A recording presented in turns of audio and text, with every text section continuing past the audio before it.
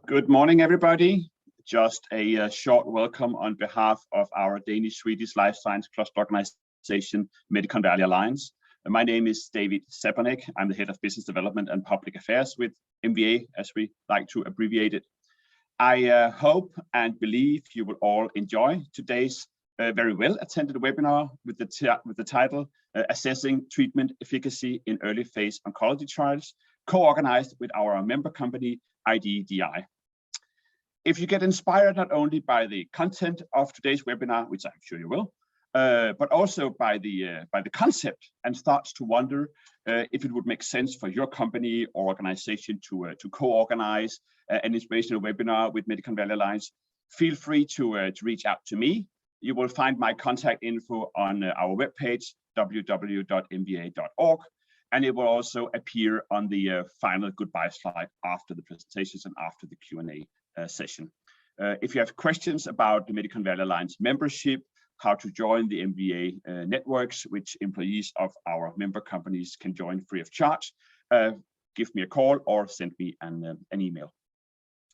I also encourage you to visit our webpage event calendar, where you will find a number of hopefully interesting online and offline events organized either by Medical Valley Alliance or by some of our member companies and partner organizations. Some of you might, for instance, find the upcoming MVA Oncology Network meeting on the 16th of March of particular interest. You're, of course, also welcome to follow us on both LinkedIn and Twitter. A few practical remarks, our household rules for today. It's pretty much standard operating procedure, but as you can see, you are automatically muted. You should use the chat for technical questions only, and then use the Q&A function for questions to our speakers.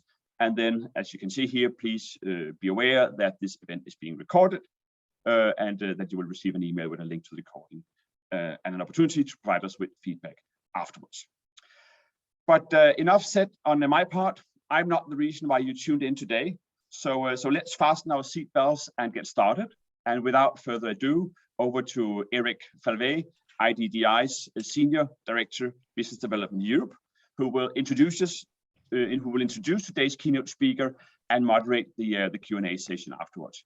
Eric, the floor, or in this case, the screen, is yours. Thank you so much, David, and good morning to everyone joining us, and welcome to today's webinar. As David said, my name is Eric Falvey. I'm the Senior Director of Business Development at IDDI, and it is my pleasure to be your moderator for today's session. Today's event will run for approximately 60 minutes, including time at the end with the Q&A session with our speaker. So yeah, this event is proudly hosted by the International Drug Development Institute, IDDI. IDDI is an expert center in biostatistical and integrated e-clinical services for pharmaceutical and biotechnology companies in several disease areas, including oncology and ophthalmology. IDDI optimizes the clinical development of drugs, biologics, and devices thanks to proven statistical expertise and operational excellence. Founded over 30 years ago, IDDI is headquartered near Brussels, Belgium, with the U.S. Center of Operations in Raleigh, North Carolina. So now it is my pleasure to introduce you to today's speaker, Dr. Everardo Saad. He's a medical director at IDDI, and Dr. Saad has nearly 20 years of experience in medical oncology and clinical trial designs, and he's been with IDDI now for over 8 years. So Everardo, the floor is yours. Thanks a lot, Eric. Can I ask the MVA crew just to activate my video, because I can't do it myself?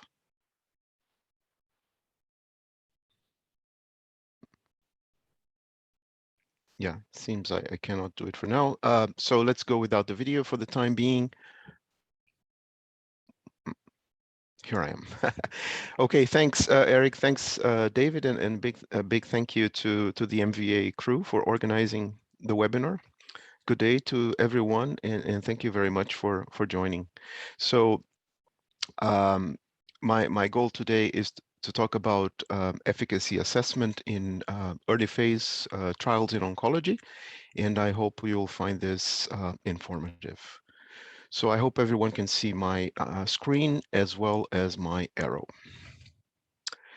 So just by way of an outline, my plan is to quickly go over the historical development in in terms of why we're talking about this. Then I'll spend most of my talk speaking about endpoints for efficacy assessment. That's, I think, the bulk of the presentation. And at the end, I'll say a few things about trial designs with the aim of assessing efficacy. Now, let me define the scope of this presentation in the sense of what I'm calling early phase trials. So these could be proper phase 1 trials, whether or not they are first in humans. Sometimes they aren't. Nowadays, we have lots of phase 1 trials with expansion cohorts, and I'll say a few things about that. Sometimes trials may go by the name of phase 1/2 trials. I think this is being used less now that we talk about expansion cohorts, but in practice, they are often very similar. And of course, we have single arm and randomized phase 2 trials, which have been used to assess efficacy historically. So in that sense, they are also considered early phase trials. Now, when I trained in medical oncology 22 years ago, this was the era of chemotherapy. So talking about assessment in early phase of development essentially meant looking at the occasional responses in phase 1 trials without any objective of quantifying that. And of course, in phase 2 trials, which were already driven by the wish to assess activity. Now, the very reason we're having this type of conversation nowadays is because the landscape has changed considerably, and now we have targeted therapy and also immunotherapy. Let's say more generally, precision oncology. And so things have changed in many ways. There's been a parallel decrease in concern with safety. Not concern is probably not the best word, but safety became less of an issue in terms of us being not always able to find the MTD as usually defined in the chemotherapy era. So toxicity became, let's say, progressively more elusive as an endpoint in early phases, particularly in phase 1, whereas safety became more and more of concern because now we are, instead of entering patients with different tumor types, as we did in the chemotherapy era, because the goal was really to assess safety, and safety was not really a function of tumors, but rather patients. Now we're more concerned with specific drugs given to specific targets. So it makes more sense to enrich trials for patients who express the target, and that is often done either by histology or by the targets themselves. And so now there is more concern with safety, and it makes more sense to enroll patients with similar characteristics as far as the histological type or the expression of targets. Now, there are many other differences in these in drug development that were brought about by the introduction of targeted agents and immunotherapy, and this is a very nice review about that, and I really recommend it. Now, the regulatory landscape is of course evolving as the drugs are and as the biomarkers are, and so the FDA has progressively looked at efficacy in early phases and accepted it as sufficient reason to approve drugs depending on the extent of the unmet need. And so for some years now, they have published different types of information telling us what their views are. And in one of these papers, I like this figure because it clearly illustrates what the situation was, let's say 10 to 20 years ago, and what it is now. So it used to be the case that we had clearly demarcated phases of development, not named here, but basically phase 1, phase 2, and phase 3. And of course, safety is always of concern, but efficacy was not really a concern in early phases for the reasons that I've already explained. And more recently, efficacy became a concern at the same time as there is a more seamless transition between or across phases, and so the demarcation is becoming a little bit blurred, although we still use the terminology of phases 1, 2, and 3. So this is an example of one of the first drugs, at least that I know of, that was approved for one single histology based on response rates for patients identified on the basis of biomarkers. So this was crizotinib around 2010, and on the basis of phase 1 and 2 trials, the drug was approved for a certain subtype of lung cancer expressing all alterations, and this was based on early phase studies and of course followed by confirmatory phase 3 trials. Now, more recently, as many of you know, the FDA has done what can be called not a basket trial, but a basket approval, in the sense that the approval is based on several trials, but not the overall results of the trials, but rather of specific patients with MSI high or mismatch repair deficient tumors that were treated with pembrolizumab in 5 different single-arm trials. So this is a collection of patients from 5 trials, and this led to the approval of this agent for different tumor types as long as they express the biomarker. So this is just a summary, let's say, of the evolution of the regulatory landscape over the last, let's say, 10 years. Now, everyone knows this very famous example of pembrolizumab. Its phase 1 trial started out to have 30 patients, if I recall correctly, and then ended up with 1,200 plus patients. So this is a landmark in the history of drug development, because it's a huge phase 1 trial with several amendments. And so this at the time was something unusual. There have been other examples ever since, not many of this magnitude, but there have been others. So when this led to the approval of pembrolizumab initially, and then of course different indications were subject to confirmatory phase 3 trials, the FDA again was at the same time let's say very supportive, but also cautious, and they published this editorial in the New England Journal, in which they were, to a certain extent, encouraging people to contact the agency and take advantage of the several fast-track programs, such as breakthrough therapy designation, etc. But also they expressed their concern that if this was to be repeated, this would have to be done with in close contact with the agency, and they would not abandon their commitment to promoting and assessing well-designed, well-conducted clinical trials. So this was sort of a word of caution to the fact that the situation I illustrated in the previous slide was an exception rather than the new rule. And then eventually the FDA published their guidance for expansion cohorts, which is focused primarily in first-in-human trials, like the example I used in the previous slide, in which they say that in order to do this,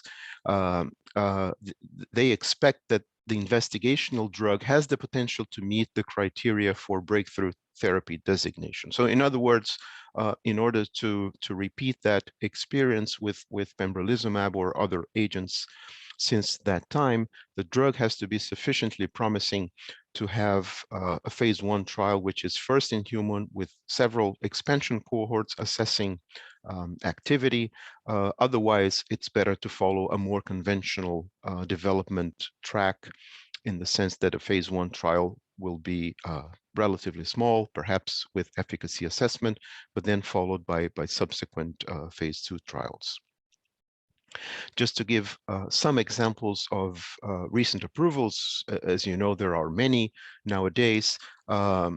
starting from the bottom here, not so recent, already a couple of years ago, but larotrectinib, as far as I know, the first approval based on a truly basket trial, in the sense that patients had different types of histologies, and what they had in common was the biomarker and track fusion alterations. So you have a collection of different malignancies here that are color-coded, and then there was a very large response rate, 75% if I recall correctly. And so this led to the approval based on this early phase 2-like basket trial.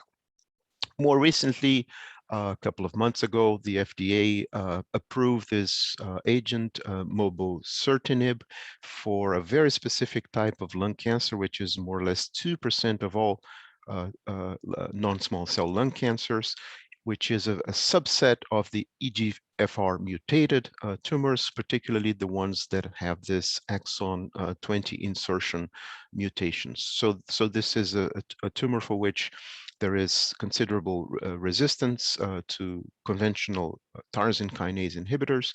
And so this drug was approved based on an ongoing multi-cohort phase 1/2 trial. So this is the result for one of the cohorts, and this was alongside the others, this was sufficient to approve the drug.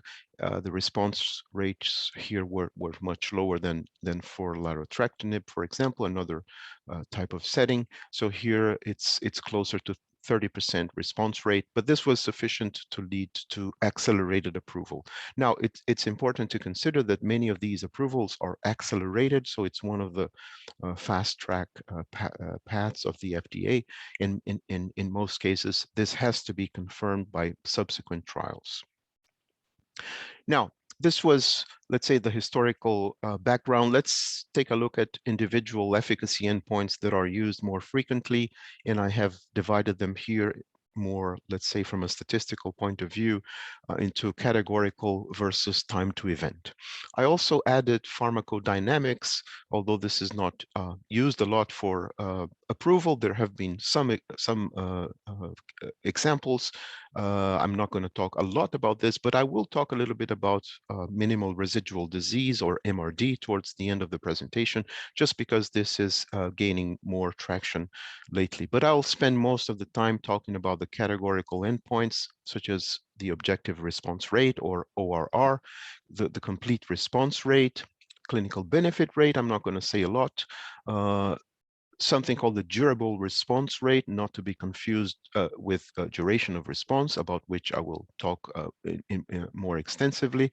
And then I will mention other types of categorical endpoints, and then say why time to event endpoints are not so relevant in the setting that we are discussing here, early phase trials.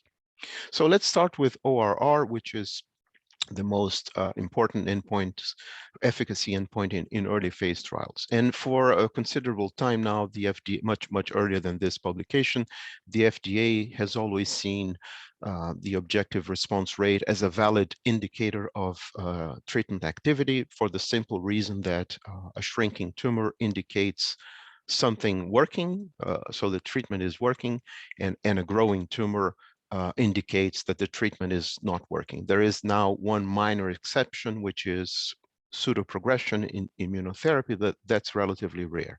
So in general, a responding tumor is a good thing, and it indicates that the drug or the treatment is working. So ORR has served as the basis of accelerated approval for that reason. Regulatory agencies like to have response rates that are coupled with durable responses. So the duration of response often goes hand in hand with the objective response rate, although it's not the primary endpoint for reasons that I will explain. Now, a big advantage of the ORR, particularly comparing with time to event endpoint, is that it can be measured in single arm trials. So because response can be directly attributed to therapy, it always indicates treatment activity. Whether it's better than historical control is another story, but it clearly indicates activity of the treatment. Whereas along progression-free survival or time to progression, for example, may well indicate natural history just by the selection of patients with slow-growing tumors, unlike ORR. So PFS, for example, or TTP are not so relevant in early phases because of that. Now, there may be circumstances in which ORR and duration of response are direct measures of clinical benefit, and this depends on the indication, but that's more or less the FDA thinking about ORR. And clearly, there is a lot of historical precedent for considering this as a valid endpoint, simply because if we look at approvals over a long period of time by the FDA, and if we only look at the accelerated approvals, the vast majority of cases were based on response rate. So whether we're talking about solid tumors or hematologic malignancies, clearly ORR is the endpoint for accelerated approval. It's the rule rather than the exception. Even for cases in which the approval was initially regular, response rate has been used quite frequently, almost as frequently as time to event endpoints. And then again, for drugs that were converted from accelerated approval to conventional approval, again, response rate is often used as the primary endpoint and the endpoint that is the basis for approval. Just to give one more example of a recent approval, again, a very specific subtype of non-small cell lung cancer, in this case with KRAS G12C mutations.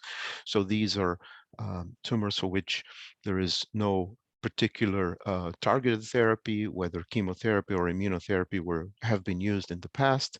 And now there is one agent that seems to be very active in a phase 2 trial of 126 patients. It led to high response rates in second and third line. And sorry, the response rate is 37%. I was pointing to the wrong place here. And so this led to the approval. And this was coupled with durable responses as well. So like I said, regulatory agencies like when evidence is presented that responses are not only frequent, but also durable. Now, just one side note, just to remind everyone, when you see a waterfall plot like this, you can't go straight from the waterfall plot to the response rate, because here we're only looking at target lesions. So you can't really just look at how many patients are below the threshold here of 30%, because you don't know what happened with the non-target lesions or whether new lesions appeared, but it's always a good indication of the response rate. Now, let's consider a little bit for a while duration of response, which, like I said, is valued by regulatory agencies. For example, in their guidance document for evaluation of products in oncology, the EMA says that response duration should always be reported when reporting ORR. And the FDA says that the significance of ORR is assessed by its magnitude and duration. And of course, the percentage of CRs, which is kind of a luxury in solid tumor oncology, but it's very relevant in hematology. Now, this is all very well, but the problem with duration of response is that it usually has to be analyzed descriptively, because it is an inherently biased endpoint, in the sense that you only look at the duration of response for patients who had a response, of course. So it doesn't look at the whole trial population, and therefore looks only at the best patients, so to speak.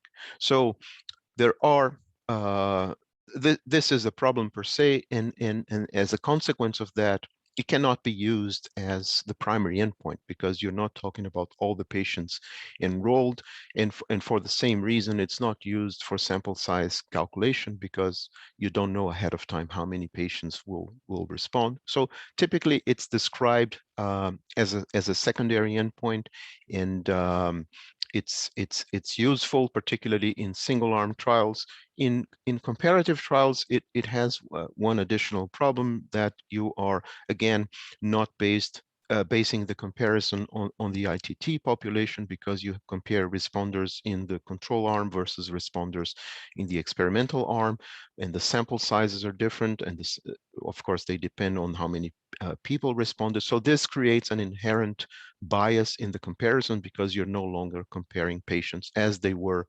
randomized. There have been proposals of alternatives to reduce this bias, but again, still the duration of response cannot be used for sample size calculation. There is one alternative to that. I will mention it in a few minutes, which is the durable response rate, which is a different thing. So it's the attempt to transform a time to event endpoint in a categorical endpoint, and I'll come back to that in a minute. Now, one of the attempts to analyze the duration of response with less bias has been proposed a few years ago. It's one of the many proposals that exist. I'll show another one in the next slide. And it could be used in randomized trials, so it's not so relevant for our discussion here. And it consists in trying to have a similar number of patients in both arms. So not only comparing patients who responded in both arms, but adding patients to the arm with fewer responses. Obviously patients from the same arm, but that did not have a response, or subtracting patients from the arm with a higher number of responses. So this is a bit technical, a bit statistical. There are two methods to do this, what they call subtraction and addition. And what's curious is that, for example, in this illustration, this is the response rate in the, the duration of response in the control arm, which was docetaxel for lung cancer. And the pink line is the duration of response as reported initially only for responding patients. And using the method, in this case, the subtraction method, so by subtracting patients from the arm with a better outcome, which is nivolumab here, actually the bias was against the experimental agent. So the duration of response by using this method is even better for the experimental agent nivolumab. And so this potentially reduces the bias, but still the authors caution us that this is still to be used as secondary analysis, but never as a primary endpoint. Another method that I find very interesting, again proposed for randomized trials, is to create a new endpoint by defining not now the time to progression, but the time to progression, death, or response. This is, again, a bit more technical. I'm not going into the details, but if you have, for example, a phase 3 trial comparing experimental agent crizotinib versus chemotherapy, so this is an old trial, and you can create this new endpoint for both arms, and then you will have the ability to compare the arms and use the restricted mean survival time, and the difference in restricted mean survival times will be the duration of response for a certain drug. So, for example, here's the PFS for crizotinib. This is the new endpoint that I mentioned that the authors recommend. So it's time to progression, death, or response. And so by doing this, patients who do not respond, they quickly have the event of interest. So this leads to the creation of another curve. And so the duration of response is actually the area between these two curves, the PFS curve and the new endpoint curve. So again, this is a bit technical, but it's a good idea to consider this as secondary or exploratory analysis in some settings. Now, another type of endpoint is to, instead of considering duration of response as a time to event endpoint in months, and this has been done and led to the approval of an agent in phase 3 TVEC for the treatment of metastatic melanoma is to take not the duration of response, but the proportion of patients that have a certain duration of response. So for example, here they used at least 6 months of duration. So instead of now looking at how many months patients remain on responding, what's the percentage of patients that remain at least 6 months in both arms. So this is a categorical endpoint. It can be used as primary endpoint, and in fact it was in this case, and led to the approval of this agent a few years ago. So here's just a kind of a swimmer plot representing the duration of response as a time to event endpoint, but the primary endpoint is considering the proportion of patients having at least a certain duration of 6 months, and this was much larger in one arm than in the other, and this was at the time sufficient for approval. Immunotherapy deserves additional considerations.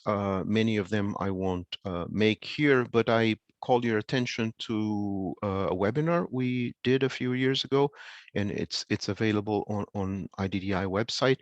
So if you want to look at it, and of course there are many other things out there, but immunotherapy deserves additional considerations mainly because of the atypical patterns of response. So this has led to a lot of discussion.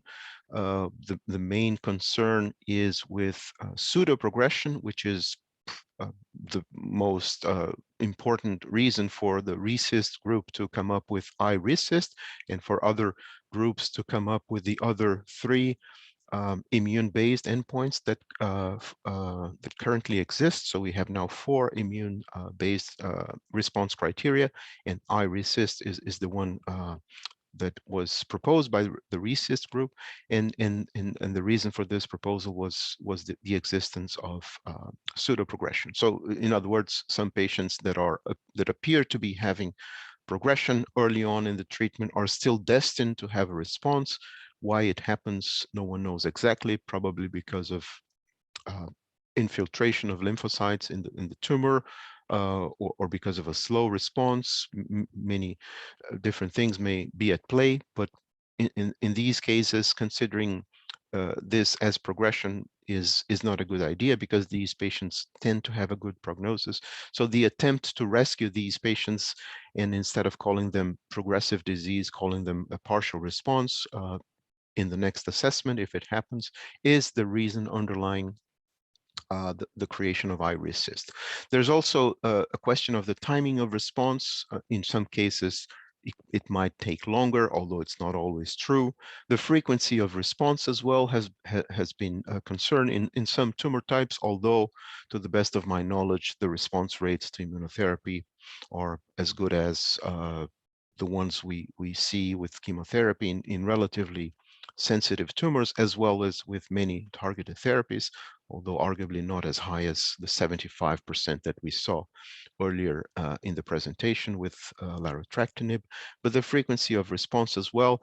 But and also importantly, the fact that for immunotherapy, the relationship between progression-free survival and overall survival is not very clear. Likewise, the relationship between response and the time to event endpoints is not very clear. And so for many reasons, immunotherapy deserves additional considerations. If you have to run an early phase trial and it is a single arm, for example, and you have to have an efficacy endpoint, there needs to be considerable thought about how to do that. Also, immunotherapy offers an opportunity in terms of pharmacodynamics, in the sense that there are many types of immunological assessments that can be done. I'm far from an expert in that sense, but I know that people try to find immunological markers of response. So in that sense, one more reason to consider expert opinion and advice if you are planning to run an early phase immunotherapy trial. Now,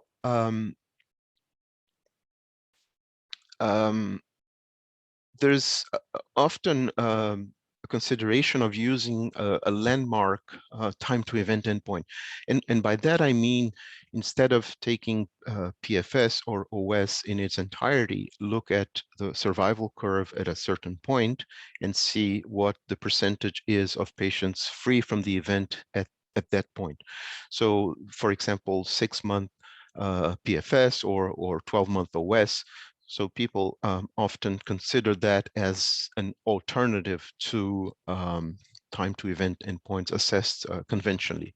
Now, it suffers the same problem as PFS and OS, because for PFS, like I said in the beginning, a long PFS may be due simply to natural history of slow growing tumors. Same thing for OS. There may be some kind of selection bias if the study is single arm, of course. So the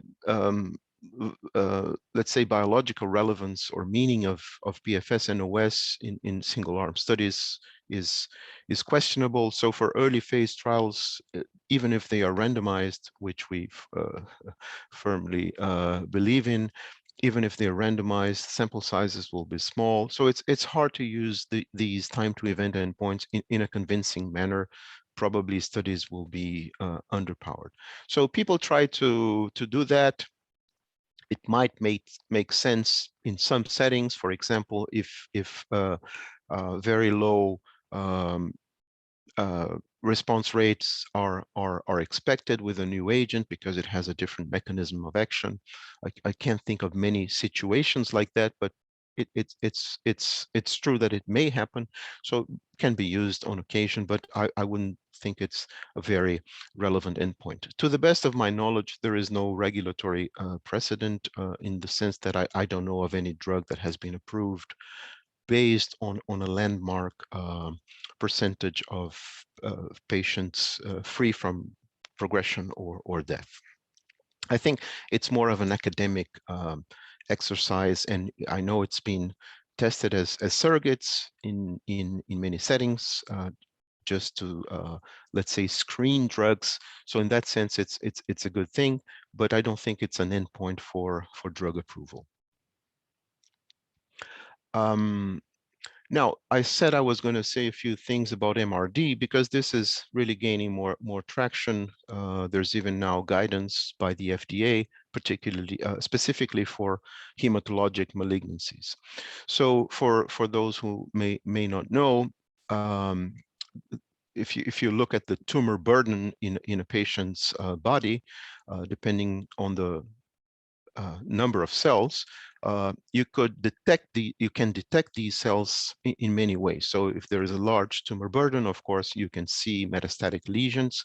But as you go, as you obtain responses and the tumor burden decreases, it becomes harder and harder to find whether it's still there. And so this is what's represented here in terms of the sensitivity of different methods, particularly in multiple myeloma. Depending on the tumor burden, what method can be used. So a very coarse method would be immunofixation, for example, and then you go all the way down to what's called minimal residual disease. So in other words, some tumor types, particularly hematologic malignancies, have very specific molecular markers that can be detected in different ways in body fluids through very sensitive methods that will tell us whether there is still residual disease or minimal residual disease after treatment.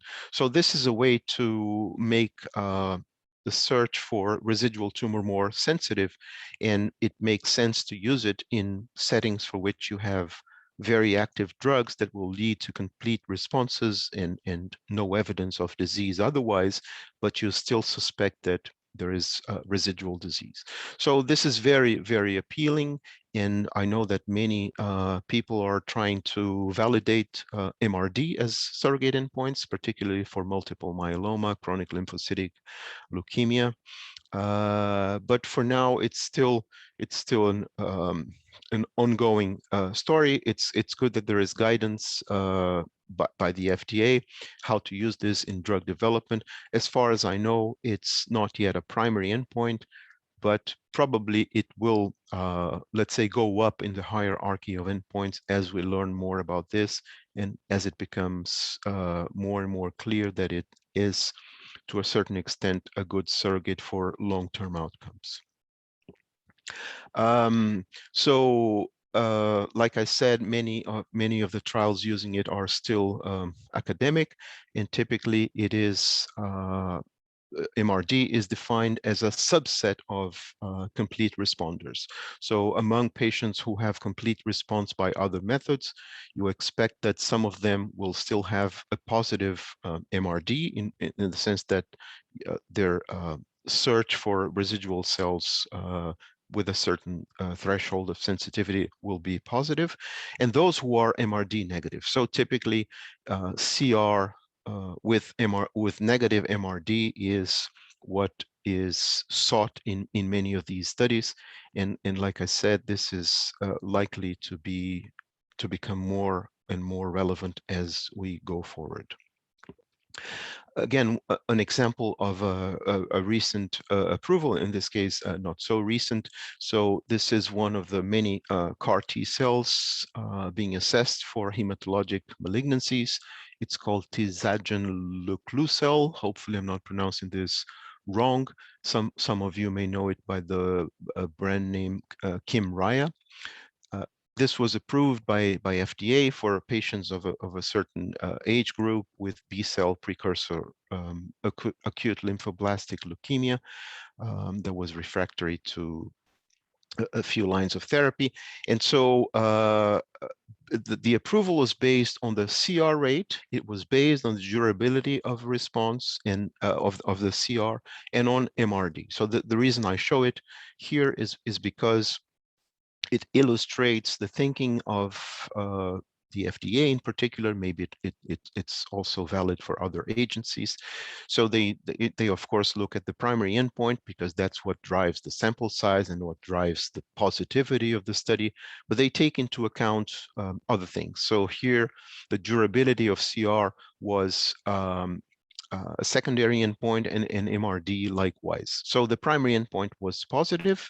In this case, it was patients in complete response, or what's called complete response with incomplete hematologic recovery. And so this was the primary endpoint. It was positive, but in addition, there was a duration of complete remission that was noteworthy for this kind of therapy, as well as the fact that all patients in CR were also MRD negative.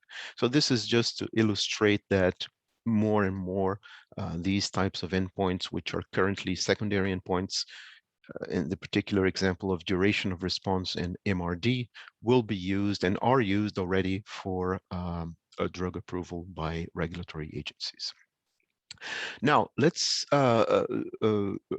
just now move to designs. I said I'm not going to talk a lot about designs. I have just a couple of more slides, and I call your attention to a webinar we did late last year, and this is mostly a statistical topic, and this was presented by my colleague Els cohort at IDDI. And in that webinar, we talked about different types of designs, more of a review of currently available and our opinion about the pros and cons of each design, whether Bayesian or frequentist, specifically for expansion cohorts in phase 1 trials and for single arm and randomized phase 2 trials. So if you're interested in the topic more than the few things that I'll show here, I really recommend that you view that, which is available on our website, shown on this link. Now, just to summarize what I have to say, the usual dilemma we see our sponsors facing is between these two situations. So let's say they have completed their dose escalation phase. Whether this is first in human or not doesn't matter, but it's phase 1. So they have completed the dose escalation, and now they need to know whether they go for a conventional expansion cohorts in different indications, or they randomize within each indication between their new drug and some kind of standard of care, some kind of control. So here, of course, usually you will need fewer patients, so it's easier to conduct the study, less costly. So it may be viewed as more efficient. On the other hand, here you have a better estimate of the treatment effect. So if you can afford to do it, it's more informative. So we firmly believe that whenever possible, randomization should be used even in early phases of development, in this case in expansion cohorts in phase 1 trials. We think this is the way to go. One way of looking at this, you might at first think, well, but how can I afford to do a randomized trial in early phases? I don't still have evidence of activity. How can we have the necessary investment? It's always a trade-off, right? So the problem with single arm designs, and on the other side of the coin, the advantages of the randomized design are illustrated here. So suppose you have a certain, you will run a single arm trial, and you have some assumptions when you design the study. So you have a historical control, which is in light blue here, which leads to a certain response rate. So let's assume for the time being that you know what the response rate is. And then you have your experimental drug, and you have a certain expectation. The numbers really don't matter. Now you run your phase 1 study, and you have results that are in line with what you expected. So let's call this promising. Or they are less than what you expected. Let's call it disappointing, or they are outstanding, right? So if you only have that, you come to these conclusions, but you don't have an internal benchmark. Now, if you have randomized patients to a control arm, then you can judge whether that promising result really compares favorably with the concurrently randomized group, in which case you're happy, otherwise you are not happy, and the same will go for the other situations. So by having an internal concurrently randomized group, you have what can be called a calibration arm, which can be used to make better decisions, to better inform you about the results of your experimental arm. That doesn't mean that the trial has to be designed as a formally comparative study. So the sample sizes are not going to be as large, of course, as in a properly randomized trial with conventional control of type 1 and type 2 errors. In fact, you can even have randomization without formal comparison. And plus, you can have a 2-to-1 randomization to patients to the experimental arm for each patient in the control arm.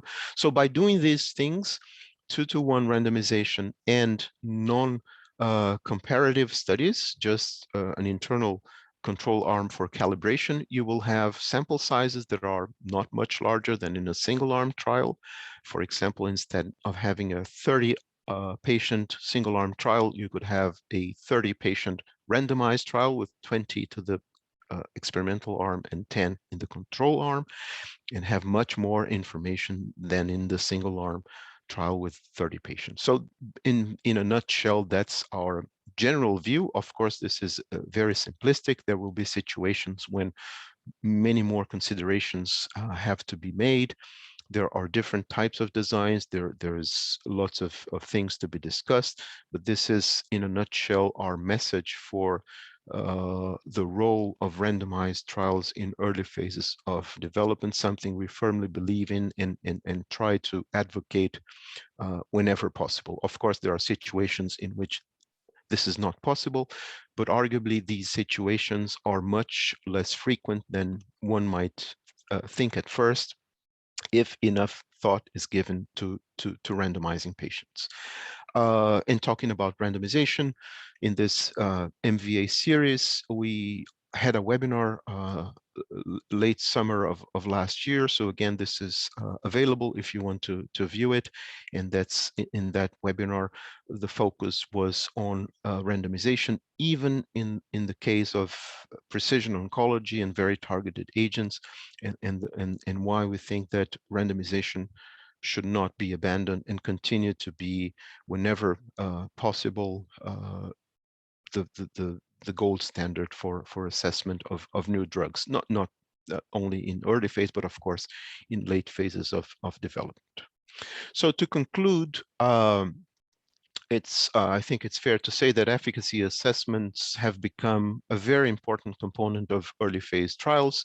Sometimes they even drive the sample size as a whole, just because the expansion cohorts will be relatively large comparing with earlier cohorts. And so this is a good way to justify the sample size.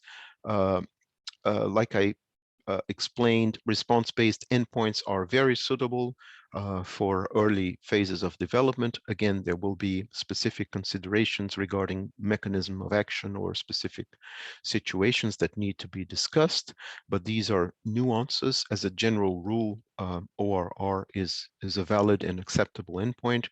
And our final message here is, again, consider randomized trials regardless of the situation, even for rare diseases.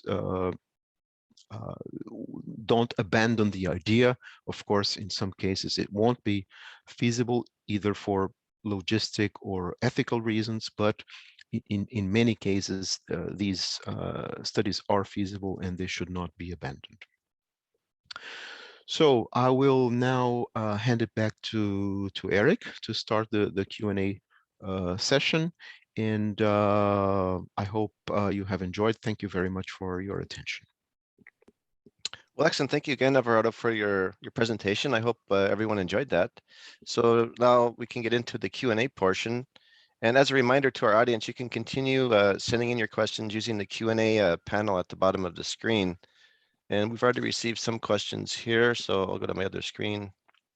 So let's get in. There's quite a few coming in now. Everardo, at the end, you know, they always layer them in. First one, is the TTP ratio a valid endpoint in early phase trials? Well, let me try to give a short answer. I would say no. Some people would disagree, but at IDDI we firmly believe that the current answer is no, except if we have more evidence that this is a valid endpoint in late phase trials, because at this point we don't think it's a valid endpoint ever. It has been used. There is no regulatory precedent, as far as I can tell. There is no single drug that has been approved. Maybe I'm wrong, but I cannot recall, based on the TTP ratio. So the idea is to look at how long a patient remains progression-free, let's say free from tumor progression, not considering death, just TTP on the current trial. So this is measured in months, and then you take the same endpoint in the previous line of therapy, and then you do the ratio. We divide the current by the previous one, and if it's above 1 or 1.3, it's a good thing. So the logic behind it is that in oncology, as a general rule, patients that had previous good responses to treatment should continue to have good responses or durations of response or TTP. But we're not convinced that this is true. And the reason we're not convinced is that some years ago, my colleague, our founder, Mark Boyce, did studies, and this is published in JCO, showing that there is no correlation for one individual patient between the current TTP and the previous TTP when they were entered in a crossover trial. So this was the ideal setting to test whether TTP is by itself biologically relevant, let's say, and he couldn't find any evidence. So there was no correlation, as you would expect. There was more of a flat line. In other words, the previous TTP is not correlated with the current TTP. So we don't know if this was a function of the specific type of treatment used in that colorectal cancer trial, or whether this is a general indication that this is not a valid endpoint. But we don't think it's very useful. And like I said, there is no regulatory precedent. Okay, thank you for that. Next one. Having mentioned RECIST 1.1 and iRECIST, can you elaborate further on the role of imaging and imaging biomarkers in ORR/PRR efficacy assessment? I'm not sure I understand what's meant by imaging biomarkers. So I suppose this is something in the lines of PET, maybe with different radio nuclides. I'm not sure. I'm not the best person. I think I'll have to skip that. I'm not so sure what is meant and definitely I'm not an expert in this type of assessment. So Okay. one thing I may say related to the very early part of the question, between RECIST and iRECIST, this is more or less still what is practiced, I think, widely. Most of the times you should stick to RECIST 1.1 as your primary endpoint and use iRECIST as secondary endpoint in immunotherapy trials. Even the RECIST group advocates that. Their publication is from 2017, and to the best of my knowledge, they have not yet validated. So iRECIST is a logically valid endpoint as proposed, but has not been validated using the RECIST warehouse. Again, perhaps I'm wrong, but as far as I know, this has not been done yet. And they themselves recommend everybody to use iRECIST as secondary and not as primary endpoint. Okay, thanks, Everardo. Next one I see, in light of the ongoing discussions regarding oncology dose optimization, FT Project Optimus, how do you expect trial designs to change? Again, I'm not sure I know the answer to that question. It's true that with many of the newer agents, and by new I mean over the last 20 years, the relationship between dose and toxicity is far from clear and far from what it was with chemotherapy. So it's dose optimization has become more based on biology and something that is often called the optimal biological dose as an attempt to replace the MTD, the maximum tolerated dose, by something more, let's say, illustrating of the biology. So I think more and more there will be attempts to focus on optimal biological doses and optimizing doses based on, for example, pharmacodynamics, in addition to toxicity, of course. So I'm not sure how this will influence trial design. I think for regulatory approval, this will be less relevant, at least in the short term. Again, I may be wrong, but I think for a, let's say, a horizon of let's say 10 years from now, I think we'll still be doing mostly what we do today. So make sure a drug is safe, tolerable in early phases of phase 1, and then late phases of phase 1, make sure there's enough evidence of activity, and then confirm this going forward, hopefully getting accelerated approval or other kinds of fast tracks. But I think this will be for some time more of an academic exercise that will help understand the dose response and the dose toxicity relationship for precision oncology agents. Okay, thank you, Everardo. I know we've got maybe one more question, and then the rest we can maybe get after via email. Okay. Last one here. How can we have an accurate assessment for the objective response rate, especially in open label trials? What are the important points to consider? Eric, sorry, if objective assessment of what? I missed ORR. Oh, ORR. Sorry. Oh, okay. Well, I guess that's the conventional way of doing things in early phase trials with an aim of registration or at least being an important component in the dossier for approval. using conventional, let's say, time-tested ways of assessing things, for example, RECIST 1.1. I'm not sure if the question is more about whether this should be done by investigators or or an independent committee. I'm not sure, but the way to go typically is to use established endpoints, and of course discuss everything ahead of time with agencies, have the protocol approved and the development plan, let's say, cleared and approved. So I'm not sure there is much more to say in that regard. Okay, well, thank you for that.